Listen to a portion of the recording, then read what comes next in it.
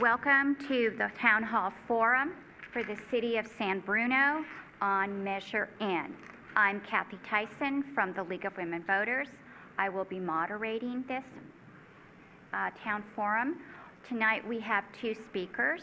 We have Jim Ruane, who will be speaking in favor of Measure N, and we have Douglas Radke, who will be speaking in opposition to Measure N.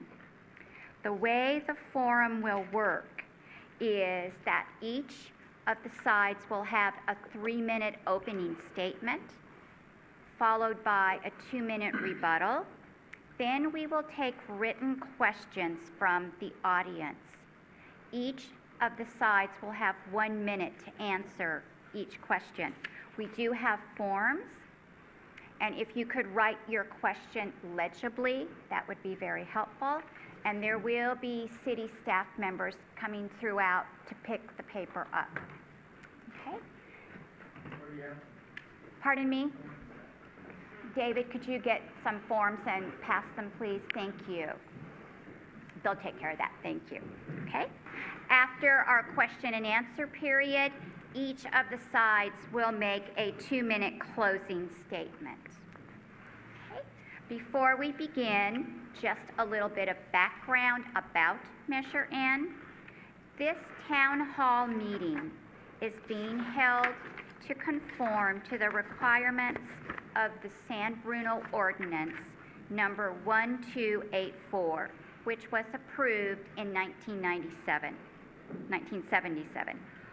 Ordinance 1284, among other provisions, limits buildings and structures to a maximum height of 50 feet or 3 stories, the number of dwelling units in residential districts to the limits in place on October 10, 1974, and prohibits multi-storied parking structures or buildings without an affirmative vote of the voters of San Bruno. Moreover, Ordinance 1284 requires a town hall type meeting like the one being held here tonight. If amendments are opposed to this ordinance, where experts, proponents, and opponents may be heard and questioned by the San Bruno voters in attendance. Given that the City of San Bruno has opposed for voter consideration such amendments to Ordinance 1284, this meeting is required. So that's a little bit about the reason why we're here. Now, why don't we begin by hearing from the proponent, and Jim Ruane will be speaking in favor. Okay, good evening. I am pleased to be here tonight to speak to you about such an important topic and to firmly endorse voting yes on Measure N. Measure N, the Economic Enhancement Initiative, makes changes to the city's development standards that are needed to implement the city's adopted Transit Corridors Plan, an exciting long-term vision to revitalize the downtown along San Mateo Avenue and adjacent areas along El Camino Real, San Bruno Avenue, and Huntington Avenue with vibrant mixed residential, retail, restaurant, and office uses. Well-maintained, lively, and beautiful streets and public spaces, all within walking distance of the city's new Caltrain station, the BART station, and local bus lines. Measure N allows somewhat increased building heights, generally 15 to 20 feet, above-ground parking structures, and additional residential units that are now prohibited by Ordinance 1284 adopted in 1977. A lot has changed in the last 37 years. Today, the development restrictions of 1284 discourage needed private investment in our community and the types of beneficial modern revitalization other local communities have enjoyed. Economic recovery is beginning to happen in San Bruno, but we still have a long way to go to realize the community's full potential with a thriving and vibrant downtown and commercial area and to generate new revenues for city services with no new taxes. The Transit Corridors Plan was created through a collaborative, transparent, and broad-based public process, starting in 2009 with the plan's adoption in 2013. The plan recognized the need to create incentives for new private investment to replace deteriorated and blighted buildings in our downtown, to create new jobs and shopping options, to provide for affordable and market-rate housing, to create public plazas, and to integrate safe, attractive areas for walking and bicycling along our roadways. This approach to identify practical and proven development incentives for private investment became particularly important when the state of California eliminated our redevelopment agency in 2012. Measure N is the key to assure the full vision of the Transit Corridors Plan, and we want to make sure it's realized. Measure N builds on the existing character of the downtown and promotes new business development, especially surrounding the new Caltrain station, to bring new technology, office and retail jobs, as well as new blue-collar and construction jobs. Measure N protects nearby residential neighborhoods by prohibiting eminent domain in any residential area. Measure N includes new design standards with greater distance between new buildings and existing homes. It requires architectural features to protect the privacy of adjacent properties. Expanded public review and comment procedures will allow residents to be involved early and throughout the planning process when new large projects are proposed. Realizing this vision will not happen overnight. Change will happen gradually over the next 10 to 20 years. But now is the time to start. On November 4th, please join me and a broad coalition of residents, including San Bruno Chamber of Commerce members and labor, in voting yes for the future of San Bruno, yes for the economic vitality of San Bruno, yes in Measure N. Thank you. Thank you. Now we will hear from Mr. Radke, speaking in opposition. Hi. Measure N is an attack on individual property rights. Measure N is a backdoor to eliminate hurdles and due process. Measure N signals the end of suburban San Bruno and the potential opening of floodgates for some dramatic urbanization to occur. Measure N, in my opinion, doesn't benefit San Bruno residents, but instead provides housing for displaced San Francisco residents. Measure N itself does not have direct costs, but the downtown revitalization will require some increase in revenue. If you look at the Trans-Corridor Plan at Chapter 9, identified streams include sales tax, parcel tax, special assessments, business assessment districts, bonds, or otherwise money from your pocket in order to fund this. Residents of San Bruno, I wouldn't be so quick to surrender your freedom and property rights for vague economic promises or the potential for a Chipotle. I mean, what effort has the city really done to encourage local business? Not much from my point of view. I'll give an example. The city of San Jose had a very successful initiative in which they gave out free business licenses and building permits to local businesses who wanted to open storefronts. San Bruno attempted any of the same. I want to note that a vote of no on Measure N doesn't mean the Trans-Corridor Plan is finished. You're all here tonight because of safeguards put into place by Ordinance 1284. Ordinance 1284 requires a citywide vote or special vote to occur for those buildings over 50 feet. This means each and every San Bruno resident has an equal vote and an equal say in deciding what gets built here. A vote of yes means you give up that right and defer decision-making to the Planning Commission and City Council. I'd like to note in 2001, the voters approved Initiative E, which authorized lifting heights on the U.S. Naval site, which became the crossing across from Tanforan. 1284 is a safeguard. It needs not to be amended for the Trans-Corridor Plan to occur.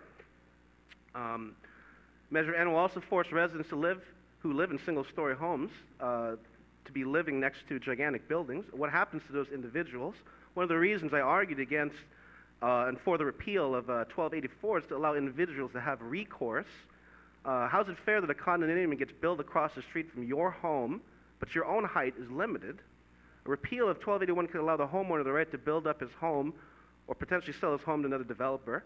Measure N is probably the most pivotal decision to be made in San Bruno in the last 50 years. Don't give up your rights to live in the city that you want to live in. The Association of Bay Area Governments and Plan Bay Area can't force you under their plan unless you surrender and vote yes to these empty promises. Transit Corridor Plan is no different than other oppressive central planning hand-me-downs happening in other places, such as where I live in Millbrae. Thank you. Now we will move on to the rebuttals. Mr. Ruane, you have 2 minutes to rebut his argument. Thank you. I don't know where we're coming up with this notion that we're giving up rights. If anything, this was very well thought out by business owners, residents, property owners, hundreds of people at literally a number of meetings. We're not giving up rights when people tell us this is what they want in the Transit Corridors Plan. I was looking on the internet the other day, and I came across a little debate that was going on. And let me just tell you 3 things that I discovered on that debate. The individual was asked about what to do to encourage development in his city. And he said, and I'll paraphrase, but it's pretty darn close, you encourage economic development through better zoning, encouraging business growth through economic opportunities. He even mentioned the possibility of a 2-tier store in Millbrae across from Safeway.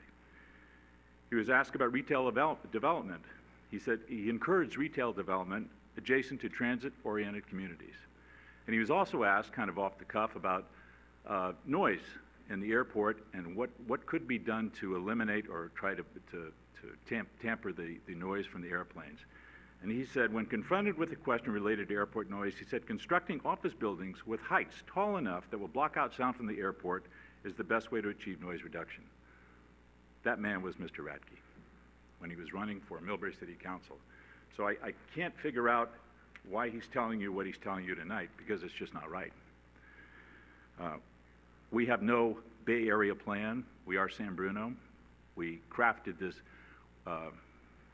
very, very carefully through a long planning process with your input. And it's a good plan. We want it to happen for you. Thank you. Mr. Radke, you now have 2 minutes to rebut his argument. Sure. One of the first things I want to say is that, to my knowledge, the council approved the motion to come up with this Measure N only in July. I mean, what is it right now? We're in October. Doesn't seem like a very large amount of time to me. The mayor's correct. You know, it's up to the voters to decide what's going to happen. I'm a much bigger fan of due process and having you know, additional checks and balances to go in. This Measure N is a blanket procedure that's going to decide the development for an entire area. I would also like to point out that the argument drafted for in the pro camp was drafted by a person who's a highly paid political consultant. There's absolutely no motivation from my side on the anti-camp other than looking out for people in San Bruno, in a town that I grew up in. When it comes to the situation in Millbrae, it's a completely different situation. I have said on the record that I am against central planning. I am for the free market. This is why I opposed this amendment, and I propose to repeal 1284. And you let the free market decide what gets built and what doesn't get built. That's true democracy. When you limit people's choices and people's decisions, and you take away their freedom, and you say, on one side I'm going to build, you know, a condominium building, on the other side there's a ranch, 1-floor house, you know, and that person just has to put up with it, and you tell them tough. That doesn't seem very fair to me. So I stand, you know, by everything I've said. Thank you. Now we move to the written question part of our forum. There are forms like this. City staff will come by and pick them up. Please keep them germane to the issue. So keep your questions related specifically to Measure N. Thank you. And each of our sides will have 1 minute to answer. The first question. The council has repeatedly stated that we must increase the height limits because they are too restrictive. Next week, on October 28th, the City Council is voting on a developer's plan to tear down the old downtown theater and replace it with a mixed-use building with 83 residential units. This plan follows the existing height limits.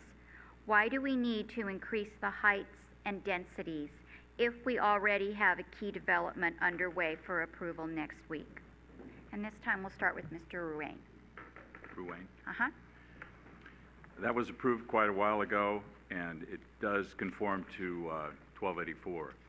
But there are a lot of developers that want to do different things in and around the new grade separation, which was not in existence when, in fact, this theater tearing down and this plan was put into place. So this is just one plan, and this conforms. But keep in mind that if 1284 stays in existence, you still have a 50-foot height limit that can be constructed. without a lot of the safeguards that in fact are in place on Measure N. So this is one project. We're welcoming it, and we made it attractive for a developer to come in here. We want to do the same in the whole transit corridors area. Thank you. Mr. Radke? Well, honestly, if you want to talk about safeguards, it's already built into the ordinance. And if somebody wants to build something that exceeds 50 feet, it goes to the ballot and the people get to vote for it. You vote yes on Measure N. All the development that happens in downtown is going to be out of your hands and in the hands of the Planning Commission or the council to decide. So when you're thinking about voting yes or no, think about that for a second. Everything that comes through that exceeds 50 feet is up to you to decide. One of the reasons we have this town hall is precisely because of this ordinance. I would leave it in place. Okay, thank you. The next question. There is an existing multi-level building on the cross streets of San Mateo Avenue and El Camino Real that is currently vacant. How does a yes vote on Measure N affect this building and others in the area like it? And this time we'll start with Mr. Radke. I mean, I can't really comment. I don't really know what would happen to that building. But the fact is, you know, a lot of downtown is empty. There's tons of plans that could be beneficial to local business owners, tons of initiatives that the city could do. But there is this plan. There's Plan Bruno. You know, they're deciding there's only one way that we're going to do this, one plan. They don't care what anybody else thinks. So if you disagree with that statement, then vote no. Thank you. Mr. Ruane? I wouldn't be able to comment on the specific property, but I can tell you that, I'll give you for instance, we have to make it attractive for developers to come in here. People tell us and have told me in the last 19 years in this council, why can't you bring in so-and-so? Why can't you bring in so-and-so? We have to make it attractive for business to come into this city. And I know Mr. Radke just said you're giving up your rights. You're not. This plan for the theater was a plan that was proposed through planning, through the process existing now. In the transit corridors plan, the developer can't even put in an application without explaining what he wants to do first and having public hearings with all of your input. We have extra precautions in place that are not in existence now. So we have to make it attractive for business to come in here if you want to clean a lot of the downtown up. Thank you. Our next question. There is a homeless shelter on North Access Road near SFO and on San Bruno Avenue. San Bruno Church feeds them. They loiter all over downtown. How will Measure N impact the poor, positively or negatively? And this time we'll start with you, Mr. Ruane. Well, that's an ongoing issue. Believe it or not, it is not a crime to be homeless. We do our very best to control the problem. But if you don't have development around, for instance, the transit corridors area, especially the train station, where we've seen a couple of homeless people lately loitering around, you're going to invite people. We have to make the environment unfriendly for people to sleep on the streets and sidewalks, and this Measure N will accomplish an awful lot of that. You have a vacant bank building down there, you have a vacant lot down there. Believe me, when Measure N passes, developers will come in and construct on that. Thank you. Mr. Radke? Well, I think the writing's clear on the wall. Measure N says get lost. Look, the proponents mailed, you know, a beautiful computer-enhanced postcard of this. You know, everything's shown at eye level. You know, it's beautiful. The Plan Bruno. Mostly everyone here would agree it's something you all want. It's definitely better than neglected downtown, but the truth is, Plan Bruno is a computer simulation, and you know they bring up the question: where are you going to hide the homeless? Where are the shadows, the loss of the view that the citizens are going to suffer, the dust, the increased utility costs, the increased traffic congestion, and parking impacts to the community? Most importantly, this measure doesn't show the care and compassion we have for our neighbors. You know, there's a way that we can solve these problems together without, you know, resorting to telling people just to get lost, honestly. Okay. This next one is going to be multi-part, so I'm going to break it up and ask it as several questions. The argument in favor lists 7 items and will accomplish. Please explain how N will eliminate vacant stores and make San Bruno bike and pedestrian friendly. And this time we'll start with Mr. Radke. Well, Measure N doesn't really do any of that. Measure N allegedly only lifts height restrictions, right? So what comes next? I mean, if they're not in line right now to come to the city, what is lifting height restrictions really going to do? Is it going to cause a swarm of developers to come in? I mean, there's already a process in place. You can submit a plan to the Planning Commission. Planning Commission is going to review it, and if it exceeds the height restriction, then you all get to vote for it here. It's quite simple. So I don't really understand what Measure N is, except a blanket way of getting something through extremely quickly. Remember that it was motion to pass in July, and it's just October. So what's the rush? Thank you. Mr. Ruane? Let me say it again. You have to make it attractive for developers, business people that want to open up new shops to come to this city. A lot of people have talked to me about San Mateo Avenue over the years. People have talked about, gee, why can't I have my business down below and live up above? A loft type situation that exists in a lot of cities. A lot of times we can't do that. We can't go up high enough in San Mateo Avenue. There's a lot of things that Measure N will open the door to, and you have a say in every one of those things, every single one. We've put in tons of extra precautions to make sure nothing gets bowled through, and as I said before, a developer can't even put in an application until he has a public hearing.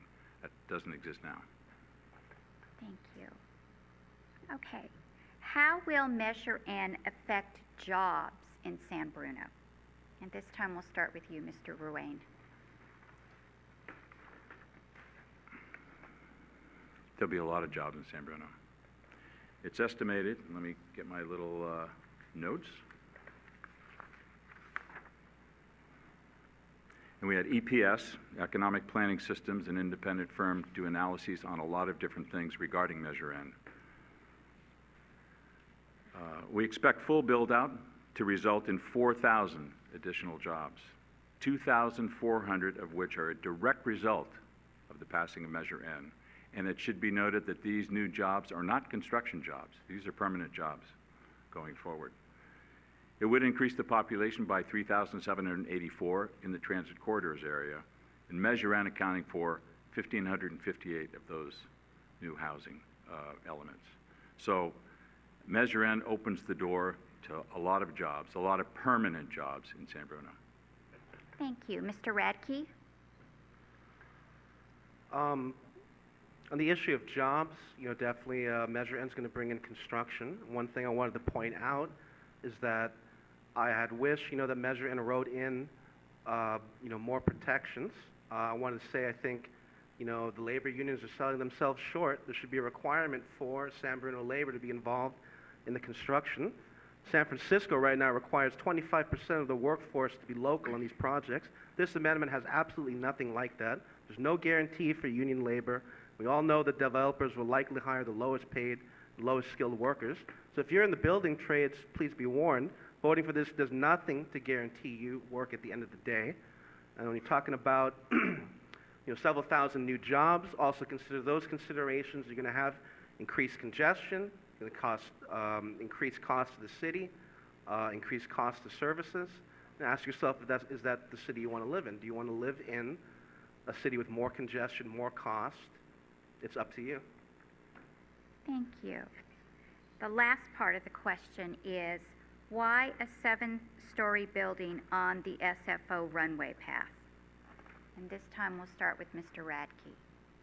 I'm sorry, could you say that one more time? Why a 7-story building on the SFO runway path?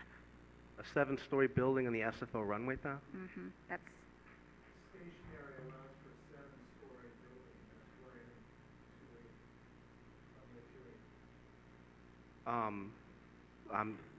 To be honest, I'm not really aware of such a building, so. If you look up there, the blue wedge in there, like elevation on that road, that's right in the flight path, like runway 3.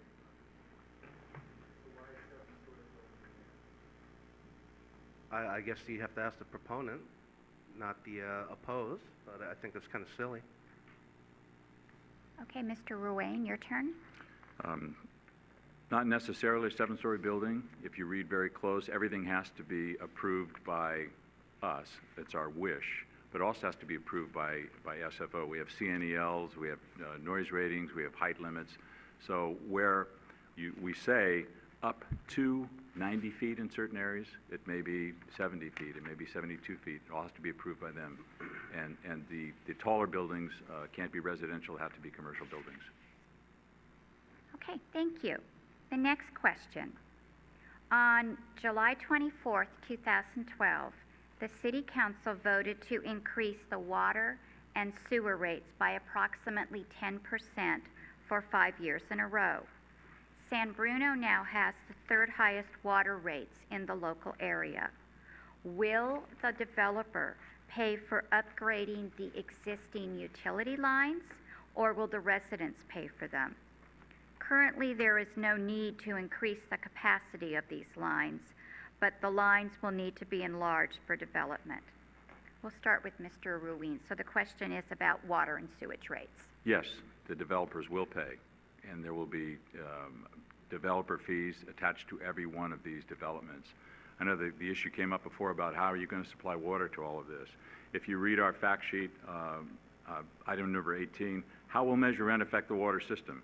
And we did a thorough analysis of that. Let me see how it's called. The Water Supply Assessment Study concluded that San Bruno has sufficient supplies to meet all future demand within its service area, including that associated with the TCP during normal and dry hydraulic years over 20 years. Thank you. Mr. Radke? You can say without a doubt that if you increase the size of the population, the costs will go up. I'm under the impression that most cities have a water contract for a specific quantity of water, the San Francisco Public Utilities Commission. And my question really is what's going to happen if you exceed those quantities? Have you seen the rates go up? Undoubtedly, increased usage is going to make more wear and tear on the water and sewage system. So I would just be aware that you're inviting it in. Okay. Our next question. What will Measure N do for the residents of San Bruno and the existing businesses that are in San Bruno? How will this help residents? Will it make the little amount of affordable homes we have more affordable? Will it give their children more space to grow? And this time we'll start with Mr. Radke. Undoubtedly, when developers come in and they build buildings, they're going to want to recoup their costs. Property values will go up, and with that comes increased costs. I'm not even really sure if most of these units are going to be affordable. There's a tremendous amount of condominium units that are pegged to the median salary in the county as affordable housing. That's still like $1 million. Now, I can't afford that. I clearly have, an okay job. What else does Measure N do? Throws, the residents of San Bruno pretty much under the bus, if you ask me. So, be careful. Thank you. Mr. Ruane? We have over 300 affordable units at the crossing, and it is our intent to have affordable units in anything that's built in this transit corridors plan. We work very hard for that at the crossing, and it's been difficult for us because redevelopment was taken away from us, but it is our plan to include a lot of affordable housing in this transit corridors area.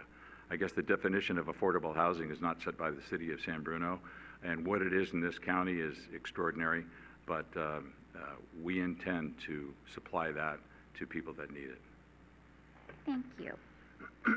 Will Proposition N open the heart of San Bruno to developers and inevitably end up walling off part of our community? And this time we'll start with Mr. Ruane.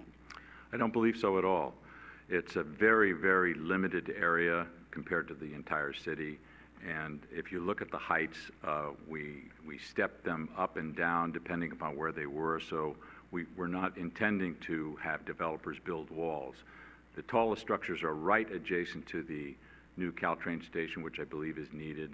So we're not intending to wall off anything. This is nothing that's coming all the way down El Camino, all the way down San Bruno Avenue. It's a very, very limited 120-acre site only in the TCP area, and it's been very well thought out. Thank you. Mr. Radke? Well, I'd ask if you want an example of a situation like this, just look at downtown LA next to Skid Row, how the buildings kept getting taller and taller and how they walled out, all the homeless people. So I can't say for any certainty that, any walling is going to happen, but, with increased economic development that Measure N may bring in, you're going to attract more developers. I mean, that pretty much goes without saying if it's successful. I think that's common sense. Okay, our next question. Given the deficit from the last housing element, 2007 to 14, for very low and low-income housing, what percentage of the transit corridor plan will now have to be set aside to satisfy the state mandate for below-market rate housing? And we'll start with Mr. Radke. I think it's a better question for council, but I would just be aware of not only are there state mandates, but there are discussions that happen at ABAG meetings, Association of Bay Area Government, regarding housing. And Plan Bruno is part of Plan Bay Area, which is a one-size-fits-all plan for the Bay Area. And in my opinion, San Bruno is a unique town, and a one-size-fits-all policy does not work for San Bruno as any more as it would work for Millbrae. It's a different town. San Mateo is a different town. Pacific is a different town. Trying to cram this down our throats, I think, is inappropriate. Thank you. And Mr. Ruane? We're not trying to cram anything down anyone's throats. We've thought this out very thoroughly with all of your input. Once again, on our fact sheet, the city supports development of affordable housing, as was the case with the crossing, which now includes 325 affordable units for families and elderly residents. The city's ability to assist in development of affordable housing has been significantly curtailed by the elimination of redevelopment. And the California court decision invalidating the city requirement for affordable rental housing. However, the city is pursuing several options for programs to finance and build affordable housing. For example, San Bruno is participating in a countywide effort to establish affordable housing development impact fees and commercial linkage fees that could generate revenues for affordable housing development. It's right on our fact sheet. It's been there for months. Thank you. What assistance will renters near the development get when rents increase greatly? And this time we'll start with Mr. Ruane. There, I have no answer to that at this point in time. I don't know if rents are going to go up. We don't know what's going to happen. As I said, this is a 10 to 20 year build out, and we just have to wait and see what in fact gets built out. Thank you. Mr. Radke, your thoughts? If you take a look at the Bay Area, rents are skyrocketing. Rents continue to skyrocket as a consequence of increased property value and property owners looking to recoup their cost. So naturally, if you look at gentrification of downtown San Bruno, that will cost people more money. The developers will look to recoup their costs, and you can expect rents to increase.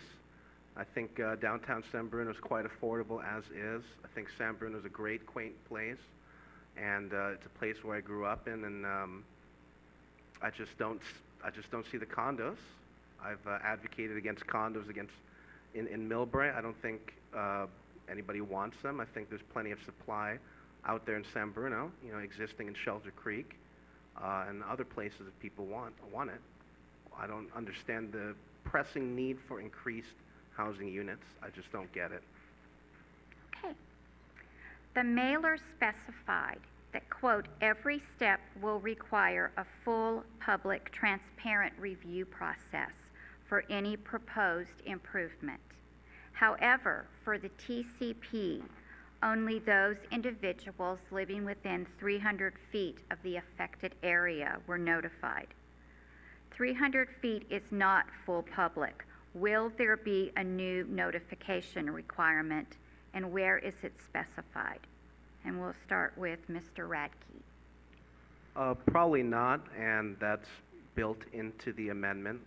So again, I urge you to keep 1284 as is, because the people who wrote that ordinance and passed it had the foresight to put in checks and balances, people building things out of control without people's notification. So I would vote no. Thank you. Mr. Ruane?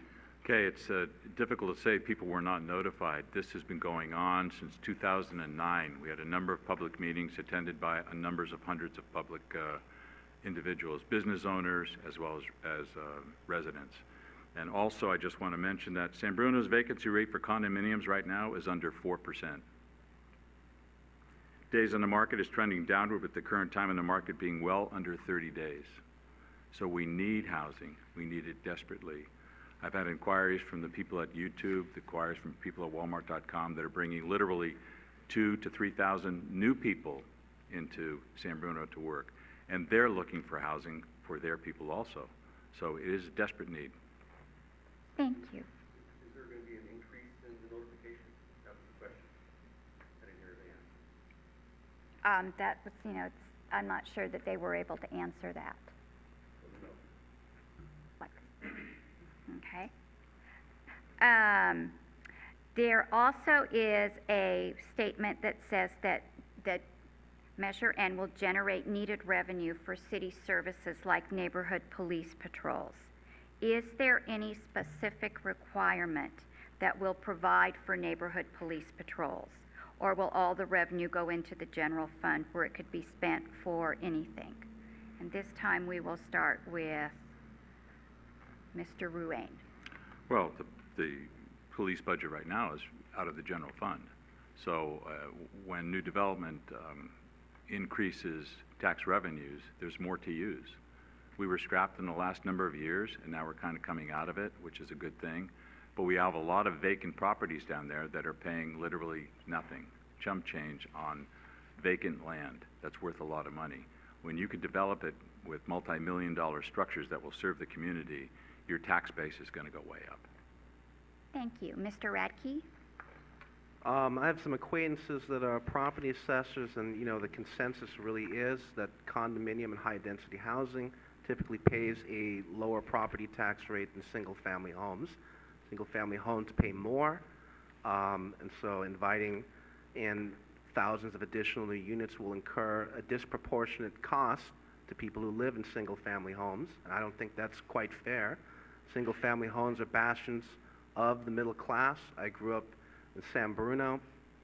Most of my buddies' parents are tradespeople, blue-collar workers, and catering to YouTube and Walmart, is just basically going to end that era. I don't see anybody really in the working class being able to afford all of that. It's going to be the tech class. It's going to be San Franciscans, not San Brunans. Thank you. Affordable housing is not the same as low-income housing. What assistance plan is there for low-income tenants under this plan? And we'll start with Mr. Radke. Sure, the housing element includes a portion of affordable housing, but as I mentioned, it's pegged to, at the county, it's pegged to the median salary, which pretty much puts it unaffordable to anybody who isn't working at YouTube. From what I can see from this discussion, you'd rather just sweep the homeless people out, kick the poor people out of town, and just build multi-million-dollar high-rises. Well, what about the people who grew up here, lived here all their life, contributed to the community? Are they going to be priced out? The seniors going to be priced out? Just look at the writing on the wall, the increased water rates, the utility, public services are going to get more expensive. It's a sad situation, honestly. Thank you. Mr. Ruane? Scare tactics. Scare tactics. It's really unfortunate we have to get into that. As I said, we have a countywide plan that we're working with to try to develop more affordable housing. We're not catering to a YouTube or Walmart.com. The reason I mention them is because they've decided to locate here, and those people are using our restaurants, using our stores, and they want to live in our community. I bet a lot of those people make an average wage, despite what you hear. They're all young people. A lot of them ride bikes from San Francisco to here, and a lot of them want to live here. just an example, but there's a lot of people that want to move to San Bruno, and believe it or not, this whole thing, this whole Measure N was supported very, very strongly, financially also, by the labor unions, because they see the jobs it's going to bring here. Thank you. What outreach efforts have been made to educate residents in the immediate vicinity of the development? And have any efforts been made to reach out in other languages? And we'll start with Mr. Ruin. As I said, this process has been going on since 2009. It was just approved by the City Council in 2013. So we have had numerous public meetings, one here, one down at the Veterans Hall, a number at the church on El Camino Real, attended by hundreds of people during that time. So we've done a lot of outreach, and I can't see why people say we haven't. It's reached out more than 300 feet for sure, because word of mouth, in fact, gets a lot more done, if you will. So I believe we have reached out to the community, and they are the ones that actually are putting the impetus to us to get this done. Thank you. Mr. Radke? Sure, there's been a fair amount of outreach, and I'm pretty sure there's going to be more. There's a budget for it, so that's your tax dollars at work. That's all I have to say. Okay, and that looked like that was the final question from the audience. You will have a chance to talk to them one-on-one after the forum, I'm sure. So at this point, we will move on to closing statements. Each of the people will be given 2 minutes to make a closing statement, and we will begin with Mr. Ruin. I do want to thank all of you for coming and participating in this important community forum. Many good questions and comments were presented this evening. I believe more than ever that our Transit Corridors Plan team did sound work to develop a plan for revitalizing and transforming our downtown and surrounding area into a vibrant mixed-use area with jobs, housing, new shops and restaurants, and beautiful public places in close proximity to our Caltrain station, BART station, and bus lines. This transformation will benefit all of our citizens with revenues to pay for public services and new local jobs, housing, and shopping opportunities in an active and safe environment. We have heard the arguments in opposition to this measure, but frankly, they don't hold up. We have done our due diligence. We have a sound plan. Now it is time to appropriately update the 37-year-old Ordinance 1284 to allow San Bruno to move forward and realize the needed revitalization of our downtown and commercial core area. I strongly encourage you to vote yes on Measure N this coming November 4th to implement the TCP and to attract private investment to revitalize old and rundown buildings, to eliminate the blight of vacant stores, especially in the downtown, to generate new revenues for city services without raising taxes on residents, to bring new stores, shops, and restaurants to our downtown and the El Camino, make sure more bike, pedestrian, and transit-friendly areas, create new public places, plazas, and walkways, and with developers required to pay for street, sidewalk, and parking improvements. Thank you again for taking the time out of your very busy schedules and the Giants game tonight to attend tonight's forum on Measure N. Thank you. Thank you. That was Jim Ruane speaking in favor of Measure N. Now we'll hear from Douglas Radke speaking in opposition. I'd like to read something from a closing statement that was actually sent to me by an affected San Bruno resident. As you all know, you mailed a beautiful postcard of what may or may not transpire as a result of Measure N. But again, it's a computer simulation, so instead of the pictures, I ask you to think about what type of city do we want in the future, one with dense apartments along El Camino and downtown. Ask yourself, is that something that will benefit you as a San Bruno resident? Although transit-oriented development sounds good, is it really something you want? Voting for N only guarantees, in my opinion, higher costs to San Bruno ratepayers. The city's failed at maintaining currently the existing streets, sidewalks, water, and sewer systems. So what makes you believe they're going to maintain new ones? Now, millions will be spent on this instead of your neighborhood. This is all for the almighty dollar. Squeeze in as many people as possible into these pack and stack housings. Combine them to allow more reduced on-site parking is going to be an end result.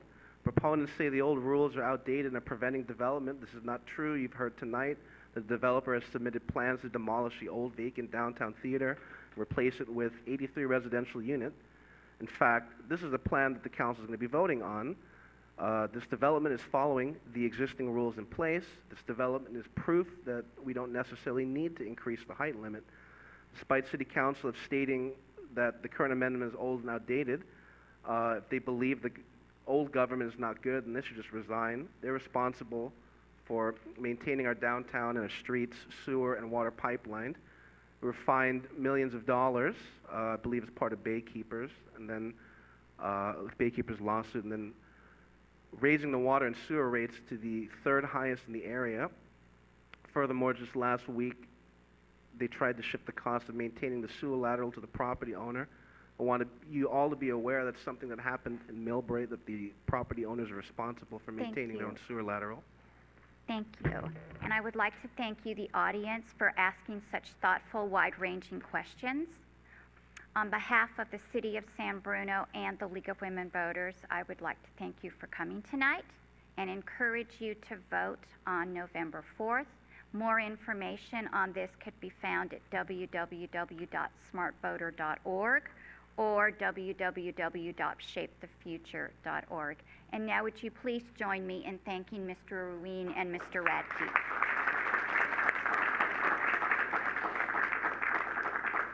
Thank you and have a good evening.